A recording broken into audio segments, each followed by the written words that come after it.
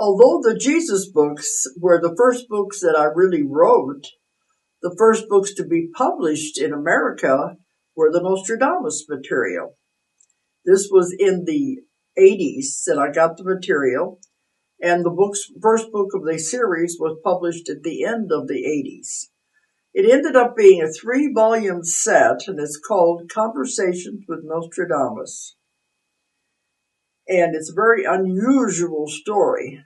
It's one that has never happened before in the history of hypnosis.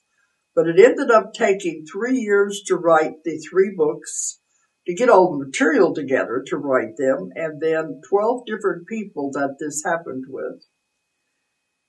But in the Nostradamus books, we accidentally had a connection with Nostradamus. It's not a normal past life regressions as I was used to doing. But the woman went back to where she was a student of Nostradamus, back at the time when he was alive in the 1500s in France. And during it, I thought, well, this will be interesting. What can she tell me about this great man that people would want to know? So as we were finding out about Nostradamus from the viewpoint of one of the students, all of a sudden, Nostradamus came up to the student in the session, and he knew we were doing something. He said he wanted to talk to me. Well, that's a little weird to think you're going to be talking to somebody in the 1500s in France. But he said he'd been looking for a connection to the future because he could see that his prophecies were not being correctly interpreted, and the time was coming when they were going to come true. So he said, I have an assignment for you. I want you to get the book that exists in your time and read each one of the quatrains, the prophecies, to me, and I will give you the explanation, I will give you the interpretation and the translation of what it means. And you are to present this to the world. Well, it was quite an assignment, and I didn't know what would be up to it or not. But it's why it took so long to do it. But this book is the first time in history all 1,000 prophecies have been correctly interpreted.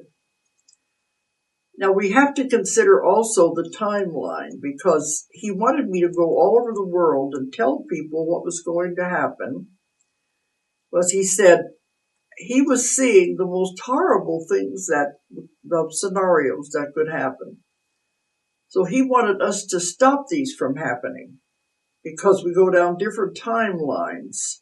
He said, if I show you the most horrible things man can do to himself, will you do something to stop it? He knew if we knew what was going to happen in the future, we could change that by altering the future.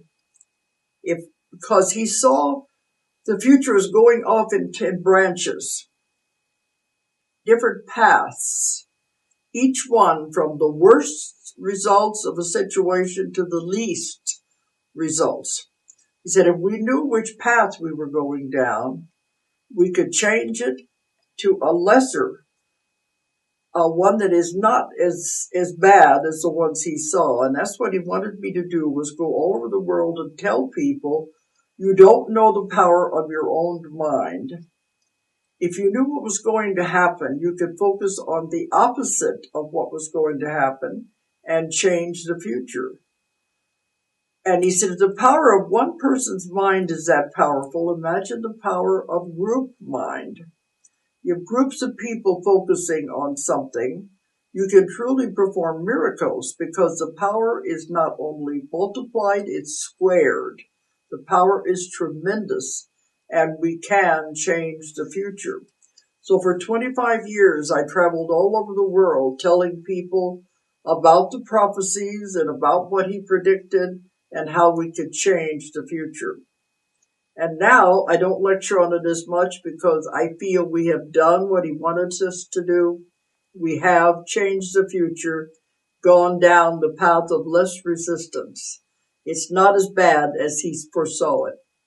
So it shows it is possible to do it.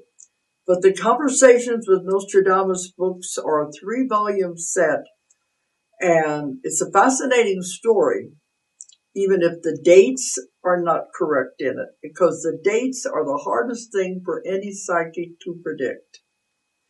But it's still a fascinating story.